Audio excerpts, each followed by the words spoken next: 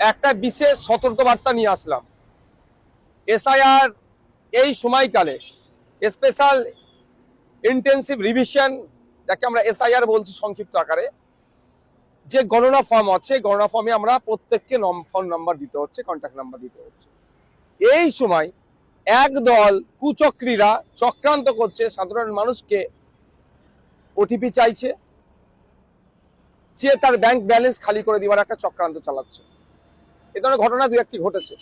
আমি অনুরোধ করব সকলের কাছে, যে কেউ দেশের যে কেউ যদি সে বিএলও অফিসার পরিচয় দিয়ে, বিডিও দিয়ে, ইআরও দিয়ে, নির্বাচন কমিশনের পরিচয় দিয়ে, যে কেউ যা কারো পরিচয় দিয়ে যদি ওটিপি চায়, আপনারা কেউ ওটিপি দেবেন না।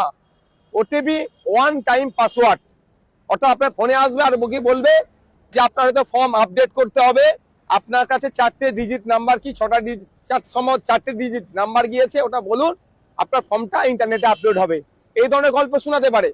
আবার বলতে পারে আপনার নামের বানান ভুল আছে, এগুলো ঠিক করার জন্য ওই 4টি নাম্বার আপনার ফোনে মেসেজ যাচ্ছে, এসএমএস আসছে, শর্ট মেসেজ সার্ভিস যাকে আমরা বলি, এসএমএস গিয়েছে, ওই 4টি নাম্বার বলুন।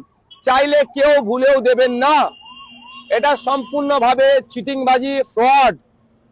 কেউ এই ধরনের কারো অধিকার নাই আপনার এগুলো চাওয়ার। যদি কারো দরকার হয় সরাসরি অফিসে যাবেন, ম্যানুয়ালি জমা দেবেন, কিন্তু কেউ ফোন করে ওটিপি চাইলে ওটিপি আপনারা শেয়ার করবেন না। আপনার ব্যাংকের অ্যাকাউন্ট খালি হয়ে যেতে পারে, বা ওই লিঙ্ক দিয়ে যা যা করা আছে, ওই নাম্বার দিয়ে যার সাথে লিঙ্ক করা আছে, সেগুলো ক্ষতি হতে পারে।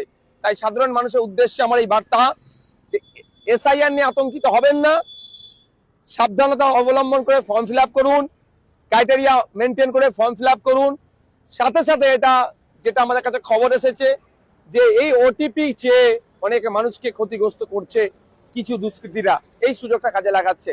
তাই আবার অনুরোধ করছি, কেউ ওটিপি চাইলে, যে আপনার ফোনে 4টে ডিজিটের ওটিপি গিয়েছে, সংখ্যা গিয়েছে, ওটা দিন, আপনার এই সমস্যার সমাধান করে দেবো, ভুলেও আপনারা দেবেন না।